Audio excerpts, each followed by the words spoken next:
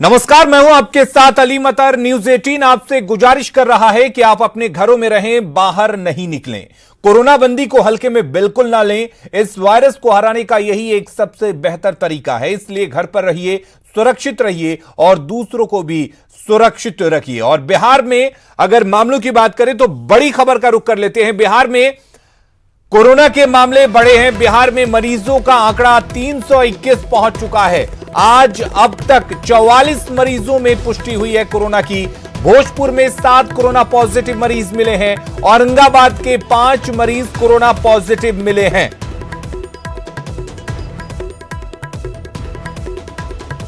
और रजनीश हमारे साथ जुड़े हुए हैं। रजनीश, कितनी बड़ी चिंता का विषय है जिस तरीके से लगातार बिहार में कोरोना पॉजिटिव के मामले बढ़ रहे हैं। बिल्कुल, देखिए पहले शुरुआत में अगर देखा जाए तो धीरे धीरे जो आंकड़े थे उसमें तेजी से वृद्धि हो रही है। वहीं नए जिले में भी कोरोना लगातार लोगों को संक्रमित करता हुआ दिख रहा है। आज मधुबनी एक नया जिला है जहां पर कुल 5 नए मरीजों में पॉजिटिव की पुष्टि हुई है। तो मिथिलांचल क्षेत्र में भी कोरोना जो है दस्तक दे चुका है। उसके बगल में दरभंगा है, मुजफ्फरपुर है, समस्तीपुर है। तमाम जो जिले हैं वहां पर भी जिला प्रशासन पहले ही अलर्ट हो गया है, क्योंकि स्वास्थ्य विभाग ने आपात बैठक बुलाई है। अभी आपको बता दें कि स्वास्थ्य विभाग में स्वास्थ्य मंत्री मंगल पांडे के साथ प्रधान सचिव संजय कुमार और अन्य जो अधिकारी हैं, DMSICL, तमाम जो अधिकारी है वो बैठक में मौजूद है। अभी एक बड़ा निर्णय लिया जाएगा कि आखिर किस तरह से इस बड़ी चुनौती से अपनी निपटा जाएगा। क्योंकि जो आंकड़े आ रहे हैं, यानी आज एक दिन में 44 मरीजों में पुष्टि हुई है, जबकि अभी तक 3 बार ही रिपोर्ट आई है। 2 बार और रिपोर्ट आने वाली है। IJMS, RMRI और SKMCH, PMCH से रिपोर्ट अभी तैयार होने वाली है। यानी कहीं ना कहीं जिस तरह से तेजी से जो संक्रमित मरीज हैं उनमें इजाफा हो रहा है, तो स्वास्थ्य विभाग हो या फिर बिहार सरकार हो, उनकी चुनौती बढ़ती जा रही है। और लोगों से भी लगातार अपील की जा रही है सरकार की ओर से। न्यूज 18 भी अपील कर रहा है कि आप घरों में रहें।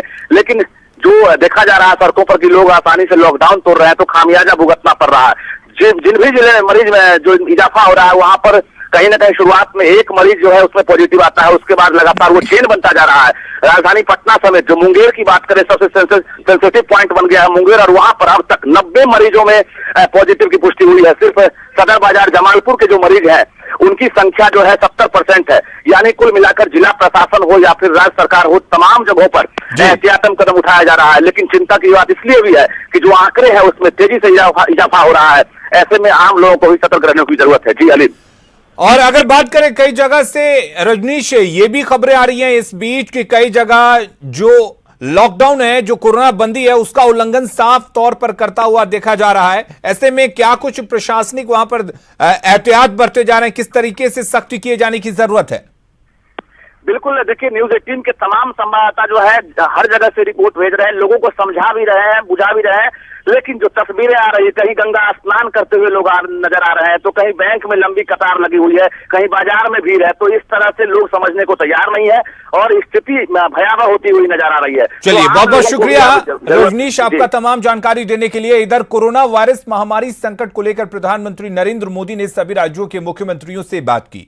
वीडियो कॉन्फ्रेंसिंग में बिहार के मुख्यमंत्री नीतीश कुमार और झारखंड के CM हेमंत सोरेन भी मौजूद थे। केंद्रीय कैबिनेट की 29 अप्रैल को बैठक होगी जिसमें कोरोना बंदी पर फैसला लिया जाएगा। फिलहाल देश में 3 मई तक कोरोना बंदी लागू है। कई राज्यों ने लॉकडाउन को बढ़ाए जाने का प्रस्ताव भी रखा है। बैठक में PM नरेंद्र मोदी ने कहा कि अर्थव्यवस्था को लेकर टेंशन ना लें, हमारी अर्थव्यवस्था अच्छी है। इस बैठक में PM मोदी ने लॉकडाउन खोलने को लेकर भी चर्चा की और कहा कि इस पर एक नीति तैयार करनी होगी जिस पर राज्य सरकार को विस्तार से काम करना होगा। प्रधानमंत्री नरेंद्र मोदी ने कहा कि राज्य सरकार अपनी नीति तैयार करें और किस तरह लॉकडाउन को खोला जाए। रेड, ग्रीन और ऑरेंज जोन बनाकर राज्य सरकारें अपने इलाके में लॉकडाउन को खोलने की योजना पर काम कर सकती हैं। जिन राज्यों में अधिक केस है वहां लॉकडाउन जारी रहेगा, जिन राज्यों में केस कम है वहां जिलेवार राहत दी जाएगी। देश के करीब 170 से अधिक जिले रेड जोन में शामिल हैं। इस बीच आगे की रणनीति को लेकर प्रधानमंत्री नरेंद्र मोदी ने कई राज्यों के मुख्यमंत्रियों के साथ चर्चा की। इसमें कई राज्यों की ओर से लॉकडाउन को आगे बढ़ाने और फेज वाइज लॉकडाउन हटाने का प्रस्ताव रखा गया। प्रधानमंत्री नरेंद्र मोदी और मुख्यमंत्रियों के बीच यह बैठक करीब 3 घंटे तक चली। PM मोदी ने इस दौरान कहा कि राज्य सरकारों ने अच्छा काम किया है, लॉकडाउन की वजह से हमें लाभ भी मिला है।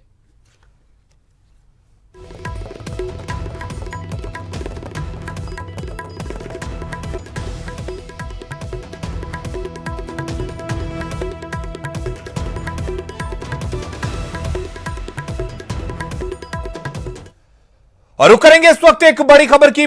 मुख्यमंत्रियों के साथ पीएम की वीडियो कॉन्फ्रेंसिंग में नीतीश ने संशोधन का सुझाव दिया है। डिजास्टर मैनेजमेंट के नियमों में संशोधन हो, नीतीश कुमार ने यह बात कही है। छात्रों को कोटा से लाने पर गाइडलाइन में संशोधन किया जाए। केंद्र सरकार इस मसले को अपने स्तर पर देखे। कोटा में फंसे हैं बिहार के कई छात्र, जिनको बिहार वापस लाए जाने को लेकर मुख्यमंत्री ने संशोधन की मांग की है।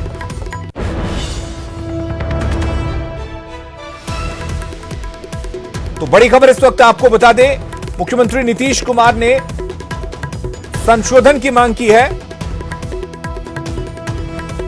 और हमारे साथ न्यूज 18 बिहार के एडिटर प्रभाकर जी जुड़े हुए हैं। प्रभाकर जी, क्या अब यह माना जाए जिस तरीके से मुख्यमंत्री ने सुझाव दिया है या संशोधन की मांग की है, अब जो छात्र बिहार के कोटा में फंसे हुए उनको वापस लाए जाने का रास्ता साफ होगा? देखिए अलीम, पहले तो मैं इस जानकारी में थोड़ा सा सुधार कर दूं। नीतीश कुमार ने संशोधन की मांग नहीं की। प्रधानमंत्री को ये कहा कि जिस तरीके से बहुत सारे राज्य जो है अपने स्टूडेंट्स को, अपने छात्रों को वापस राज्य की ओर ला रहे हैं, ये परिस्थिति अच्छी नहीं है। और अगर लाना है, अगर बच्चों को कोटा या किसी और जगहों से लाना है, तो पहले इन्हें जो केंद्रीय आपदा अधिनियम है उसमें संशोधन करना होगा, क्योंकि वो आपदा अधिनियम जो है वो पूरी तरह से इस बात की मनाही करता है। आपदा अधिनियम के तहत इस तरह के आपातकाल की स्थिति में, लॉकडाउन की स्थिति में केवल दो ही परिस्थिति में मूवमेंट हो सकता है, या तो वो एक्यूट मेडिकल इमरजेंसी का मामला या फिर वैसे गतिविधियों के लिए जिसका परमिशन जो है सरकारों ने पहले से दे रखा है। छात्रों को उनके घर की ओर पहुंचाना ये इस अधिनियम का उल्लंघन है। तो जिस तरीके से बाकी प्रदेश के लोग, बाकी प्रदेश की सरकारें जो है अपने बच्चों को ला रही हैं, तो एक तरह से वो आपदा अधिनियम का उल्लंघन कर रही हैं और केंद्र सरकार। चलिए प्रभाकर जी, आपसे हम जुड़ेंगे। इस वक्त सीधे हम लिए चलते हैं झारखंड के मुख्यमंत्री हेमंत सोरेन प्रधानमंत्री के साथ वीडियो कॉन्फ्रेंसिंग के बाद प्रेस कॉन्फ्रेंस कर। सभी मौजूदा बदलते हालात पर भी लोगों ने बातों को रखा।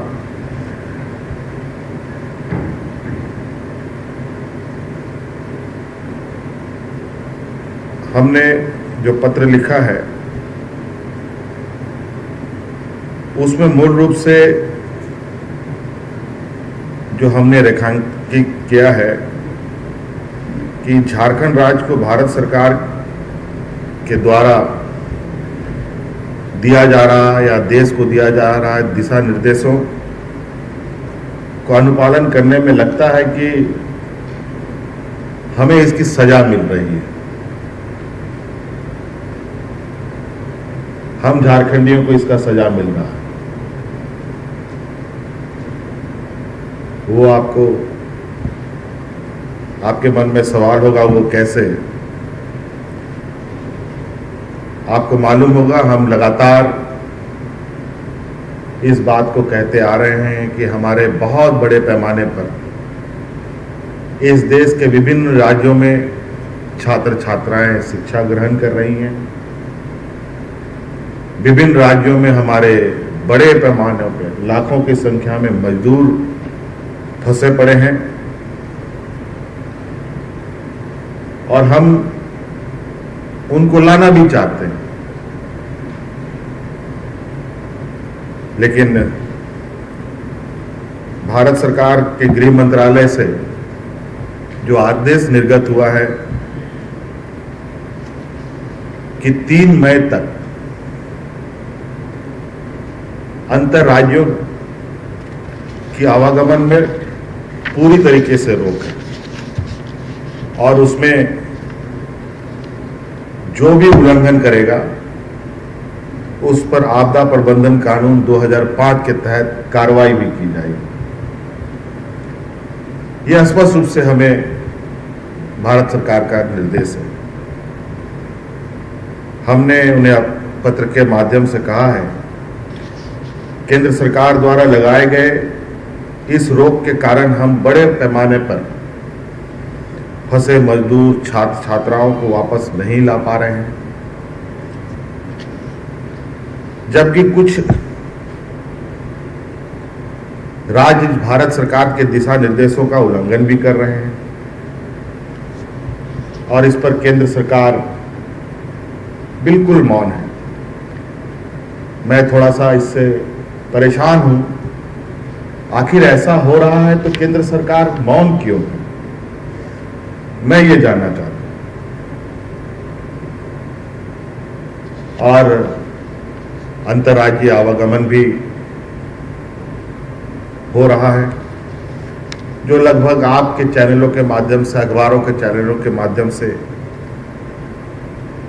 दिखाया भी जा रहा है, खबरों में छप भी रही है। अगर केंद्र सरकार को ऐसा लगता है कि प्रवासी मजदूरों को, विभिन्न राज्यों के छात्र छात्राओं को अपना घर वापस जाने देना चाहिए, तो मुझे लगता है इस पर केंद्र सरकार को कोई दिशा निर्देश जारी करना चाहिए।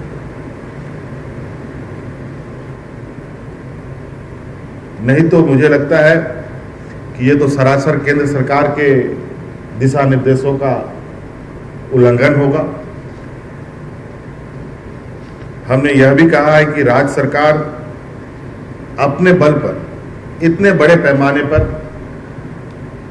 देश के विभिन्न राज्यों में, चाहे वो कोटा हो, हैदराबाद हो, बेंगलोर हो, उड़ीसा हो, बंगाल हो या और भी राज्यों में फंसे छात्र छात्राओं, मजदूरों को लाने में सक्षम नहीं है। ऐसी स्थिति हमारी नहीं है। अतः केंद्र सरकार एक तो पहले अपने आदेश को बदले, ताकि हम वैधानिक तरीके से मजदूर छात्र छात्राओं को लाने का काम कर सकें। और हम कानून तोड़कर यह काम नहीं करना चाहते हैं। हमारा यही एक उद्देश्य है। दूसरी बात हमने कही है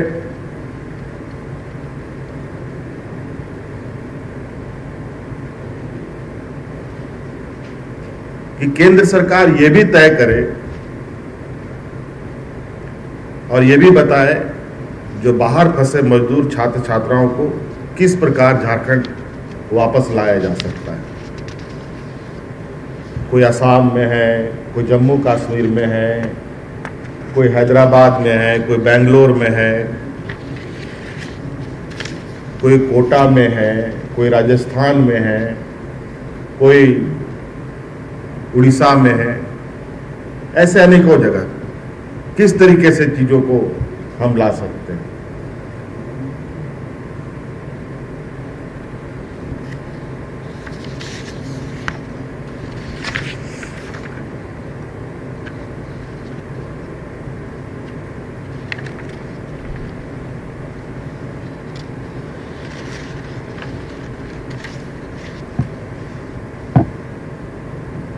और हमने यह निर्णय लिया है कि केंद्र सरकार के निर्देशों का पूर्ण रूप से पालन हम करेंगे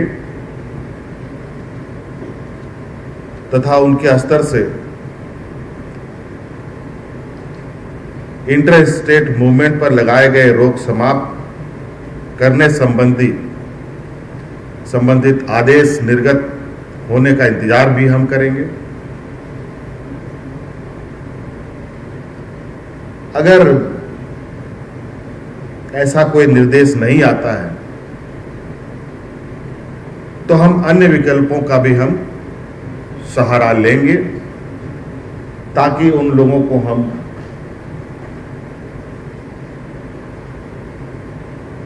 अपने राज्य में ला सकें।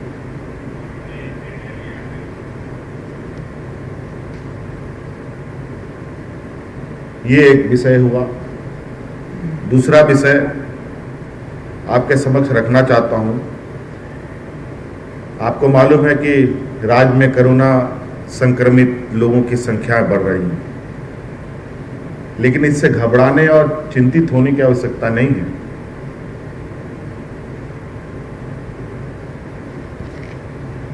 बल्कि हम अधिक से अधिक संख्या ढूंढ पाएं ताकि हम इस संक्रमण को पहचान कर बचाव के रास्ते निकाल पाए। आज इसलिए सरकार की व्यवस्था ने इस संक्रमण में कोरोना पॉजिटिव लोगों को ढूंढने में जो गति दिखाई है, जो पहचान करने का काम किया गया है, तो सीएम हेमंत सोरेन ने तमाम बातों को मीडिया के सामने रखा। प्रेस कॉन्फ्रेंस के जरिए प्रधानमंत्री नरेंद्र मोदी से क्या कुछ बातचीत हुई उसको रखा। अगली खबर का रुख कर लेते हैं। मुजफ्फरपुर में सरेआम कोरोना बंदी की धज्जियां उड़ाई जा रही हैं। शहर के सबसे व्यस्त इलाकों में से एक सरायगंज में चौराहे पर आम दिनों जैसा नजारा नजर आ रहा है। लोग बेरोक टोक बाहर निकल रहे हैं और मास्क का इस्तेमाल भी नहीं कर रहे हैं। बुजुर्ग भी बाजार में बगैर मास्क के घूमते नजर आ रहे हैं। शहर में रिक्शे भी चल रहे हैं। पुलिस भी एक्टिव नहीं दिख रही है।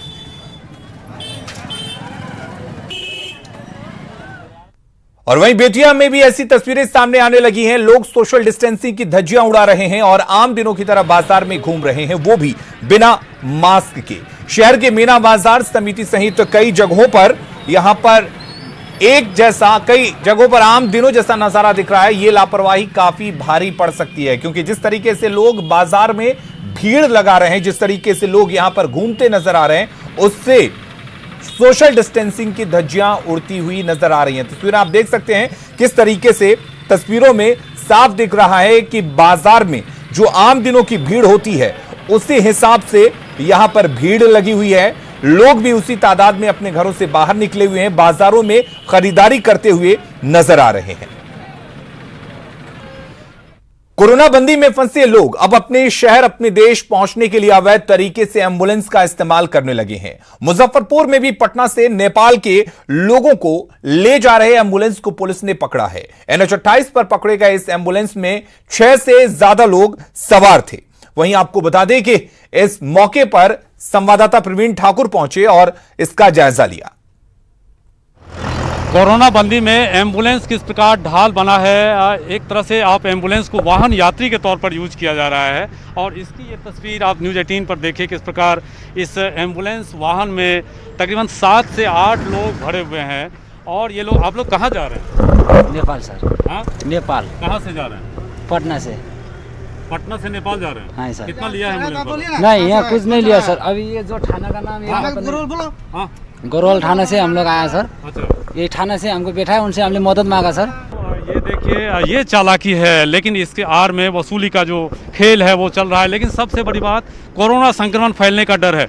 इसको रोक रहे हैं आप लोग? हाँ, इसको रोके हैं, आप देखे रहे हैं, इसको रोके हुए हैं। इसको सत्यापन करके थाना पर जाएगा। ये बोलता है, जो थाना स्टाफ गोल चढ़ाया है तो बात कराएगा ना, बोलेगा। ये एम्बुलेंस चालक है। आप ये काम कैसे करते हैं? आपको पता नहीं है? सर, गरवल थाना जबरदस्ती हमारी गाड़ी में रोककर बैठाए हैं रोड हाईवे पे। आप नंबर दिए हैं, आप नंबर पे कॉल कीजिए, बात कीजिए उनसे। क्यों बैठाए हैं गाड़ी में? के आड़ में आप क्यों ऐसा काम? नहीं, जबरदस्ती बैठाया गया कि मुजफ्फरपुर छोड़ देना है। हम नहीं बैठा रहे थे, बोले कि लेडीज है, बच्चा है, इनको बैठाया जाए, मुजफ्फरपुर छोड़ा जाए। थाना का अपना नंबर दिए हैं कि कोई प्रशासन रुकता है तो हमसे बात कराइएगा। वैशाली के गोरौल थाना पे ये आरोप लगाया जा रहा है कि उसने ये बनाया है, लेकिन इसकी सत्यापन पुलिस, मुजफ्फरपुर पुलिस कर रही है। मुजफ्फरपुर में कल ही दिल्ली से एम्बुलेंस से इस प्रकार के यात्री सरिया में आए थे, उसकी भी यहाँ स्थानीय पुलिस पड़ताल कर रही है। और इसकी दूसरी कड़ी में अब एम्बुलेंस को हथियार बनाकर यात्री वाहन के तौर पर इस्तेमाल करना निश्चित ही कोरोना संक्रमण को आमंत्रण दिया जा रहा है और ये एक खतरनाक तस्वीर है। कैमरामैन संजीव के साथ प्रवीण ठाकुर, न्यूज़ 18 मुजफ्फरपुर। और कोरोना बंदी के दौर में कई लोग ऐसे हैं जो अपनी ड्यूटी के साथ जरूरतमंदों की मदद कर रहे हैं। पटना में BMP 14 के जवान अपने कमांडेंट के नेतृत्व में बेसहारा लोगों के बीच खाना बांट रहे हैं। BMP के कम्युनिटी किचन में खाना तैयार हो रहा है और देर शाम तक बांटा जा रहा है। कोरोना बंदी के इस दौर में बिहार पुलिस की अहम भूमिका रही है। इस वक्त हम BMP 14 में मौजूद हैं और BMP के तमाम जवान हैं जो दिन रात लोगों की सेवा कर रहे हैं, लॉकडाउन में लॉ एंड ऑर्डर मेंटेन कर रहे हैं। और इसके साथ ही जो इनकी कमांडेंट हैं किम शर्मा, इनके साथ लोगों के बीच पहुंच रहे हैं, समाज सेवा के मकसद से पहुंच रहे हैं। प्रेरणा, मुझे लगता है कि हम लोग हमेशा देखिए, जो ऐसी चीज़ें हैं जिसमें भी बहुत कम मौके होते हैं जिसमें आप सर्विस इस प्रकार से कर पाते हैं। हम लोग अपनी ऑफिशियल ड्यूटीज तो जो नौकरी कर रहे हैं वो कर रहे हैं, हमें जो करना है वो तो करना ही है, but beyond the call of duty भी कुछ चीज़ें होती हैं जो कभी मौका होता है करने का, तो ज़रूर ऐसा मौका अभी है। ऑफिस टाइम के बाद सब जो पूरा टीम है वो सब लोग, आप सबको देख रहे होंगे, सब लोग मिल करके इसको जो है एक कम्युनिटी किचन जैसा है वहाँ पर प्रिपेयर करते हैं प्रॉपरली, पूरे ग्लव्स और मास्क और सब चीज़ों के साथ, सोशल डिस्टेंसिंग के साथ। खाने को बनाने के बाद लगभग 1000 रोटियां बनाते हैं और सब्जी, और उसको पैक करके प्रॉपरली और डिस्ट्रीब्यूट कर देते हैं। रात में 4 बजे से शुरू करते हैं, शाम में 6 साढ़े 6 तक कंप्लीट हो जाता है। कमांडेंट ने कहा कि आप सक्षम अगर हैं तो आप निश्चित तौर पर आगे बढ़िए, लोगों के बीच आइए, उनके लिए कुछ कर सके, क्योंकि ये जो समय है आप अगर सक्षम हैं तो कुछ कर देते हैं तो निश्चित तौर पर जो समाज के प्रति आपका दायित्व है न केवल वो पूरा होगा बल्कि जिनकी जो ज़रूरतें हैं वो भी पूरी हो पाएंगी। कैमरा पर्सन अजय दुबे के साथ संजय कुमार, न्यूज़ 18 पटना।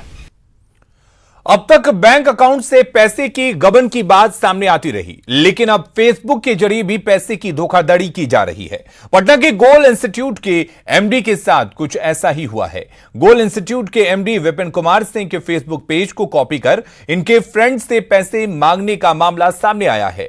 मामले का खुलासा तब हुआ जब लोगों ने कॉल कर इसकी जानकारी दी। पटना के कोतवाली थाना में मामले को लेकर आवेदन दिया गया है, वहीं साइबर सेल को भी इसकी सूचना दी गई है। बहुत सारे स्टूडेंट्स जो गोल इंस्टीट्यूट के क्वालिफाइड स्टूडेंट है जो डॉक्टर बन चुके हैं, ऐसे डॉक्टर्स का कॉल आने लगा हमारे पास अचानक कि आपके आईडी से कुछ पैसे मांगे जा रहे हैं, तो आपको क्या पैसे की ज़रूरत है। फिर हम लोगों ने उसकी तहकीकात की तो हमने देखा कि मेरा फोटोग्राफ यूज करके गलत आईडी बनाकर हमारे ही फ्रेंड रिक्वेस्ट जो हमारे बच्चे थे, हमारे स्टूडेंट्स थे जो हमारे साथ फ्रेंड लिस्ट में थे, इन सारे लोगों को उन्होंने पहले मैसेज किया, फ्रेंड रिक्वेस्ट डाला और फ्रेंड जब उन लोगों ने एक्सेप्ट किया उसके बाद इन लोगों ने पैसा फेसबुक पे फिर पैसा मांगना शुरू कर दिया। खबरें लगातार जारी हैं, बने रहिए न्यूज़ 18 बिहार झारखंड के साथ।